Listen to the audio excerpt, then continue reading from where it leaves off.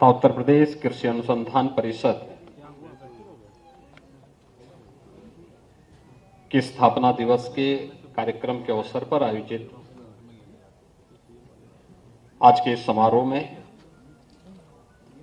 मंच पर उपस्थित प्रदेश शासन में मेरे मंत्रिमंडल के वरिष्ठ सहयोगी, प्रदेश के कृषि और कृषि शिक्षा विभाग के मंत्री श्री सूर्य प्रताप शाही जी, सूक्ष्म लघु और मध्यम उद्यम विभाग के मंत्री श्री राकेश सचान जी, कृषि विभाग के राज्य मंत्री श्री कुलदीप सिंह ओलख जी, उत्तर प्रदेश कृषि अनुसंधान परिषद के अध्यक्ष कैप्टन विकास गुप्ता जी, उत्तर प्रदेश के कृषि उत्पादन आयुक्त श्री मनोज कुमार सिंह जी, श्री संजय अग्रवाल जी, डॉक्टर देवेश चतुर्वेदी जी, आज के इस समारोह में उपस्थित कृषि विद्यालयों के हमारे कुलपतिगण, महानिदेशक उत्तर प्रदेश कृषि अनुसंधान परिषद, प्रदेश के विभिन्न जनपदों से यहां पर उपस्थित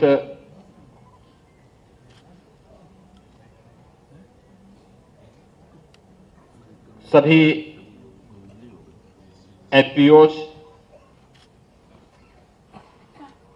कृषि विज्ञान केंद्र के प्रभारीगण, प्रगतिशील हमारे अन्नदाता किसान और अन्य उपस्थित भाइयों बहनों, मैं सबसे पहले कृषि विभाग को अंतर्राष्ट्रीय मिलेट वर्ष 2023 के उपलक्ष्य में उत्तर प्रदेश मिलेट पुनरुद्धार कार्यक्रम के अंतर्गत इस श्री अन्न महोत्सव के लिए हृदय से बधाई देता हूं।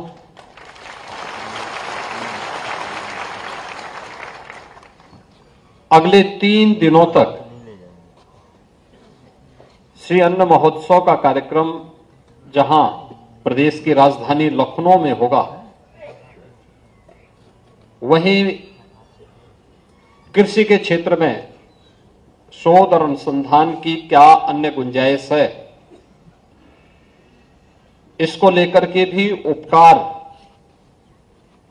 जो कृषि क्षेत्र में अनुसंधान के लिए बोर्ड है उत्तर प्रदेश शासन का, पिछले 34 वर्षों में इस बोर्ड ने अलग अलग क्षेत्र में कुछ नया कुछ करने का प्रयास किया है। इसे भी अपने 34वें स्थापना दिवस के अवसर पर मैं हृदय से बधाई देते हुए एक साथ इन दोनों कार्यक्रमों को जोड़ करके आने वाले समय में एक दूसरे की उपलब्धियों के माध्यम से हम सब प्रधानमंत्री जी की मंशा के अनुरूप कृषि और कृषि अनुसंधान के क्षेत्र में उत्तर प्रदेश के अन्नदाता किसानों के जीवन में व्यापक परिवर्तन का हम माध्यम बनाएंगे। यह श्री अन्न महोत्सव इस दिशा से एक मील का पत्थर साबित होगा। भाइयों बहनों, हम सब इस बात को जानते हैं कि देश के अंदर 6-7वें दशक तक, पिछली सदी के 6-7वें दशक तक बहुत अच्छी मात्रा में प्रदेश और देश के अंदर मोटे अनाज का उत्पादन होता था। और अगर आप कहें तो हमारे दैनिक जीवन का लगभग आधा अन्न श्री अन्न के रूप में होता था। आज से नहीं, प्राचीन काल से ही, वैदिक काल से ही श्री अन्न का महत्व रहा है। नाम अलग रहे होंगे, लेकिन इसकी उपयोगिता और इसमें से बहुत सारे तो ऐसे हैं जिनको आज भी हम जब कोई व्रत रखता है तो उस व्रत में केवल उसी श्री अन्न का ही सेवन उस दौरान वह व्यक्ति कर सकता है। शेष अन्य अन्न उस दौरान उपयोग में नहीं लाया जा सकता है। इसकी महिमा का वर्णन हमारे वेद भी करते हैं, लेकिन समय के अनुरूप, बढ़ती हुई आबादी की आवश्यकता के अनुरूप, खाद्यान्न आत्मनिर्भरता के लक्ष्य को प्राप्त करने के लिए और इस दिशा में भी शोध और अनुसंधान की गति थमने के कारण दोनों चीजें थी। एक, बढ़ती हुई आबादी की आवश्यकता के लिए अभी मेरा लगा कम क्या हुआ खेती में अधिक उत्पादन करना। हाँ, चेतन के बाद एक लक्ष्य ये था, उसको तो पूरा किया जा चुका है और इस दिशा में हमारे वैज्ञानिकों ने, प्रगतिशील किसानों ने शोध और अनुसंधान को भी आगे बढ़ा करके उत्पादन की क्षमता को कई गुना बढ़ाने में भी मदद की। खाद्यान्न आत्मनिर्भरता में आज हमारा देश आगे बढ़ चुका है, बहुत आगे बढ़ चुका है, लेकिन इसके कुछ साइड इफेक्ट भी पड़े।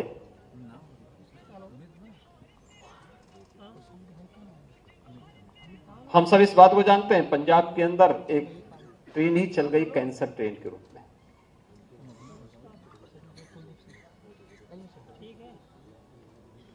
केमिकल, फर्टिलाइजर, पेस्टिसाइड का अत्यधिक उपयोग, जबकि श्री अन्न, ज्यादातर श्री अन्न ऑर्गेनिक है, कम पानी की आवश्यकता है। इसमें शोध करके इसमें बहुत कुछ हम आगे कर सकते थे। कैसे कम क्षेत्र में उत्पादन को बढ़ाया जा सकता है, कैसे ज्यादा लंबी फसल है तो उसको थोड़ा सा छोटा करके उत्पादकता को बढ़ाने में हम कैसे सहायक हो सकते हैं, फसल को तैयार होने में लगने वाला समय को कम करने में कैसे मदद की जा सकती है। ये बहुत सारी चीजें थी जिसमें आज नए शोध को आगे बढ़ाने की आवश्यकता है। हम सब आभारी हैं प्रधानमंत्री मोदी जी के, जिन्होंने एक पक्ष ये दिया कि आज कम से कम पिछले 3 वर्ष के अंदर, मैं इस बात को दावे के साथ कह सकता हूं कि लगभग हर परिवार के यहां एक आइटम अब श्री अन्न का बनना प्रारंभ हो गया है, या उसके भोजन का एक पार्ट श्री अन्न बन चुका है। वो किसी न किसी रूप में उसको स्वीकार किया है। और दूसरी तरफ मैं भारत की और खासतौर पर प्रदेश के उन संस्थाओं का, बहनों का और माताओं का मैं हृदय से आभारी हूं, जिन्होंने इसमें भी नई नई आइटम बनाना शुरू किया है। अभी हम देख रहे थे जो एग्जीबिशन बाहर लगी हुई है, मिलेट से बने हुए बिस्किट भी थे, नमकीन भी थे, और भी लड्डू भी थे, और भी तमाम चीजें उसमें बनी हुई थी। यानी जो रुचि वर्धक हो सकती है। पहले जब बनाते थे तो लोग उसको बहुत ही बेतरतीब तरीके से बनाते थे, देख करके भी कोई खाना नहीं चाहता था। लेकिन अब जो बना रहे हैं उसको देख करके कोई व्यक्ति सहसा ही उसकी तरफ आकर्षित हो जाएगा। यानी जैसा प्रोडक्ट आप परोसेंगे और उसका प्रचार प्रसार करेंगे, लोग उसको उसी प्रकार से स्वीकार भी करेंगे। और मुझे लगता है कि वह अब इस दिशा में जो प्रयास प्रारंभ हुआ है, उसी को ध्यान में रख करके आज यहां पर बहुत सारे इस फील्ड में जो कार्य करने वाले संस्थान हैं, कृषक उत्पादक संगठन है, एफपीओस है, जिनको आज यहां पे सम्मानित किया गया। ऐसे 35 चयनित कृषक उत्पादक संगठनों ने उत्तर प्रदेश के अंदर मिलेट के प्रमाणीकरण और उसके बीज उत्पादन और प्रोत्साहन के लिए कार्य किया है। इसके लिए उनको 4 लाख रुपए की सहायता यहां पर प्रदेश शासन की ओर से उन्हें उपलब्ध कराया जा रहा है। मैं इन सभी का हृदय से अभिनंदन करता हूं और उनके प्रति अपनी शुभकामनाएं देता हूं। कृषि विज्ञान केंद्रों ने भी मिलेट प्रसंस्करण के लिए कुछ कार्य प्रारंभ किए हैं। कुछ ने बहुत अच्छे काम प्रारंभ किए हैं, कुछ को यहां पर नए तरीके से उन्हें उपकरण आदि के लिए भी सहायता दी जा रही है। 95 लाख रुपए प्रति कृषि विज्ञान केंद्र, 5 ऐसे कृषि विज्ञान केंद्रों को आज यहां पर इस सहायता प्रदान की गई है, जिसमें कृषि विज्ञान केंद्र झांसी है, ललितपुर है, बांदा है, हमीरपुर है और गाजीपुर है। इन्हें 95 लाख रुपए प्रति कृषि विज्ञान केंद्र, यह उन्हें सहायता मिलेट के प्रसंस्करण केंद्र स्थापित करने के लिए यह सहायता यहां पर उपलब्ध कराई गई है। प्रदेश के अंदर कुछ हमारे कृषक उत्पादक संगठन एफपीओस और केवीके कुछ ऐसे हैं जिन्होंने अधिक से अधिक किसानों को इस दिशा में प्रशिक्षित करके प्रोत्साहन दिया है। उनको भी आज यहां पे सर्टिफिकेट उपलब्ध करवाए गए हैं और पीओएस मशीन के माध्यम से भी, जो आपने देखा होगा पिछले 2 वर्ष से हम लोग मिनी किट उपलब्ध करवा रहे हैं, मिलेट के मिनी किट। और मैं तो इस मामले में ये भी कहूंगा, मैंने कृषि विभाग से गत वर्ष भी कहा था, मैंने कहा था अगर हम बीज के किट उपलब्ध करा रहे हैं, उन किसानों को हमें प्रशिक्षण भी देना चाहिए, लेकिन जितना हम इस वर्ष उनको बीज दे रहे हैं, अगले वर्ष उनसे उतना बीज जरूर लें और फिर उसके अगले वर्ष हम उससे दुगने किसानों को फिर यह बीज उपलब्ध करवाएं। हमें केवल देना ही नहीं है, उनसे लेकर के अन्य लोगों को भी लाभान्वित करवाना चाहिए। ज्यादा संख्या में लोग उससे लाभान्वित हो पाएंगे, हम ज्यादा कवर कर पाएंगे लोगों को। और मुझे लगता है कि जो व्यक्ति लेने वाला है उसके मन में भी यह भाव होना चाहिए कि हां, मैंने लिया था तो मैंने वापस भी कर दिया, शासन को, सरकार को वापस भी कर दिया है, जिससे हम अधिक से अधिक लोगों को इस प्रक्रिया के साथ जोड़ सकेंगे। और आज यह भी यहां पर देखने को मिला है। सबसे अच्छी बात है कि इसमें लोगों की जागरूकता बढ़ी है। यानी कुछ चीजें ऐसी थी जो हम लोग बचपन में बहुत देखे थे। उत्तराखंड में मेरा जन्म हुआ था तो मैंने वहां पे इस चीज को देखा था। जितने भी मिनट थे, मोटा अन्न था, कम सिंचाई वाले स्थानों पर तो हम लोग देखते थे कि ज्यादातर इसी की खेती होती थी। लेकिन पिछले 20, 25, 30 वर्षों से हम लोग देख रहे थे कि सब बोना बंद हो गया था। बाजरा बंद हो गया था, ज्वार बंद हो गया था, मड़ुआ बंद हो गया था, सांवा बंद हो गया था, कोदो, काकुल, कुटकी, चेना, कुट्टू या रामदाना, ये सब मैं तो ये देखता था वहां पे कि ये जितने भी श्री अन्न है, वहां पे लोग पैसा नहीं, अगर कोई सामान उनको खरीदना होता था, मीठा है, नमक है, कोई चीज खरीदना होता तो यही वो देते थे दुकान में। दुकान से फिर उनको सामान, इसके बदले में ये सामान वापस मिल जाता था। यानी जो किसान के पास है, किसान वह देगा, और जो व्यापारी के पास है, व्यापारी से वह अपनी आवश्यकता के अनुरूप वह सामान खरीद लेता था। आज भी गांव में इस प्रकार की प्रथा है। गांव में जो हॉट लगते हैं, गांव के बाजार लगते हैं, वहां पे हम लोग इस बात को देखते हैं। गांव की अर्थव्यवस्था कैसे आगे बढ़ती है, वह इसका एक बेहतरीन उदाहरण था। लेकिन ये फिर से अब किसानों की जागरूकता इसमें बढ़ी है। और इसमें आपने देखा होगा कि पिछले 6-7 वर्षों में ही कितने दाम बढ़े हैं। इसके प्रति शासन की जागरूकता किस रूप में है, या हम लोग जो हमारी खरीफ की फसल है, इसमें जो एमएसपी ही अगर आप देखेंगे, बाजरा में 14-15 में कुल एमएसपी इसका जो मिलता था 1250 रुपए था। आज इसका 2500 रुपए, यानी दोगुना दाम हुआ है। ज्वार इसकी कीमत 2014-15 में थी 1530 रुपए प्रति क्विंटल और आज इसके दाम है 3180 रुपया, यानी 1650 रुपये अधिक इसके दाम बढ़े हैं। रागी ये 1550 रुपये 2014-15 में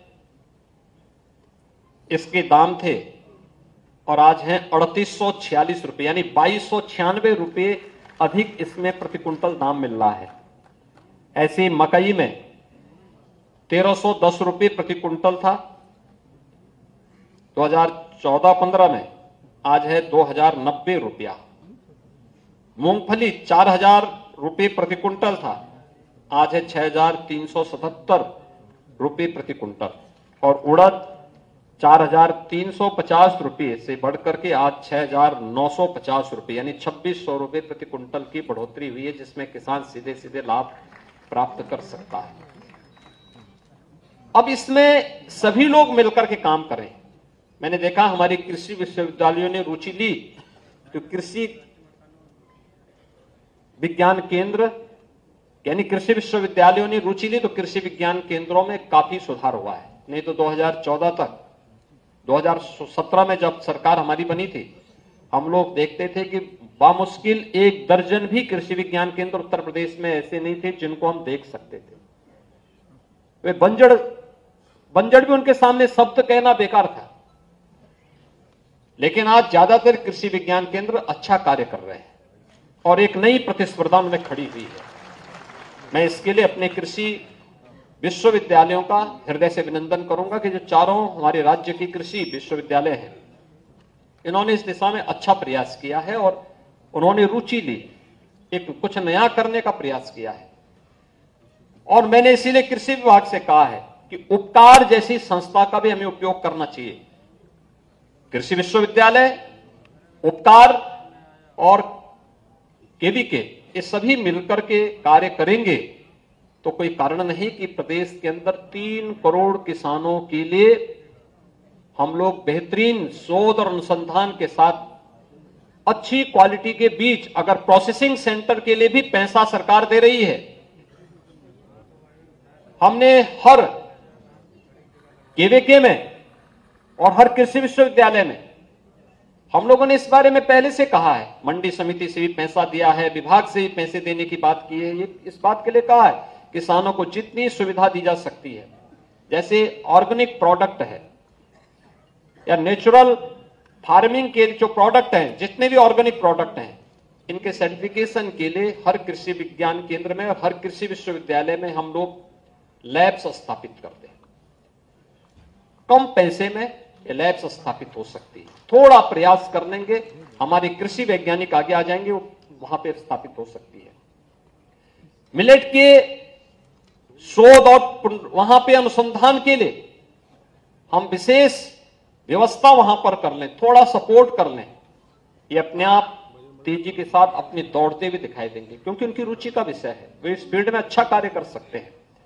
और ये सभी में बेहतर समन्वय होना और फिर इन समन्वय के माध्यम से इनके द्वारा समय समय पे स्टडी, अगर 9 प्रदेश के अंदर क्लाइमेटिक जोन है, कौन से क्लाइमेटिक जोन पे कौन सी फसल हो सकती है, कहां दलहन का है, कहां तिलहन का है, कहां पे ज्वार बाजरा के लिए है, क्योंकि ज्यादातर मोटे अनाज उन क्षेत्रों में पैदा होंगे जहां पे प्रदेश के अंदर कम सिंचाई की सुविधाएं हैं या ऊंचे क्षेत्र है। उसके अनुरूप फिर हम उसको चिन्हित करें, उस प्रकार के बीज समय पे उपलब्ध करवाने की, बीज के प्रोसेसिंग की व्यवस्था भी, जिससे किसान को समय पे उपलब्ध हो सके। और उत्तर प्रदेश तो इस दिशा में बहुत अच्छी दिशा में कार्य कर सकता है। बहुत अच्छी उर्वरा भूमि उत्तर प्रदेश की है, जहां जल की पानी की आवश्यकता, वहां पर्याप्त मात्रा में आपके पास जल उपलब्ध है। लेकिन जहां नहीं है वहां पे कौन सी फसल उपयोगी हो सकती है, कहां दलहन के लिए उपयोगी है, कहां तिलहन के लिए है, कहां अन्य फसलों के लिए ये उपयोगी हो सकता है। अगर ये सभी मिलकर के कार्य करना प्रारंभ कर लेंगे,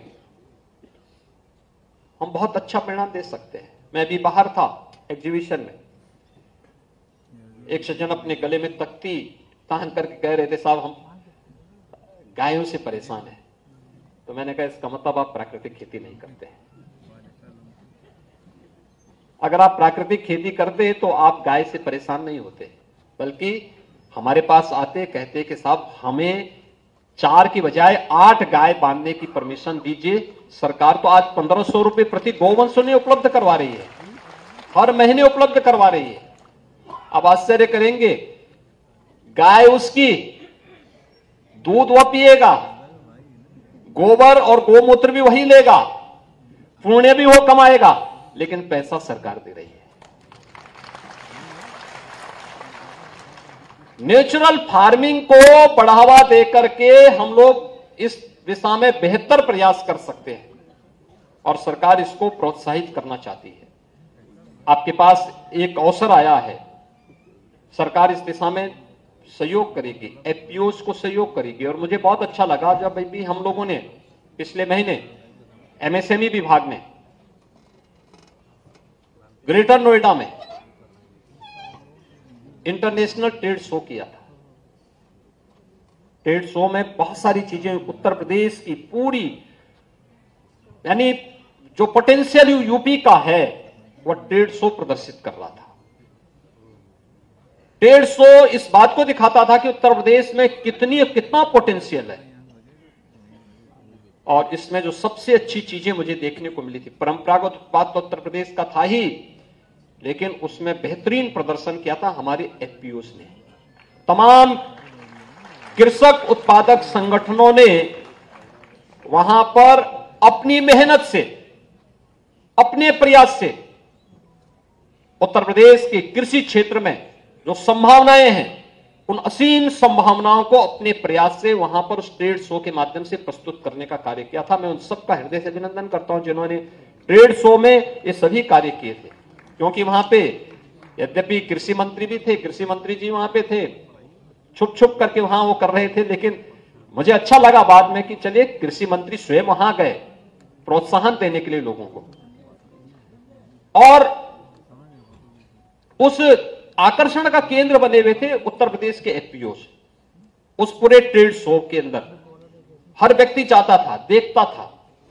याद रखना, आने वाले समय में दुनिया में खाद्यान्न का एक नया संकट खड़ा होने वाला है और कोरोना जैसी महामारी ने बहुत सारे सबक भी दिए। अगर हम परंपरा से हट करके,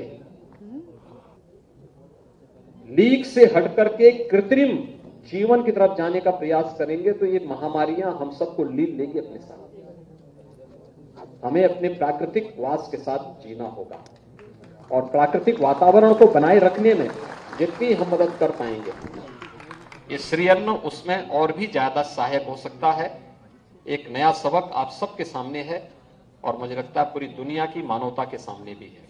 हम इस दिशा में बेहतरीन प्रयास कर सकते हैं और उत्तर प्रदेश इसका केंद्र बिंदु बने।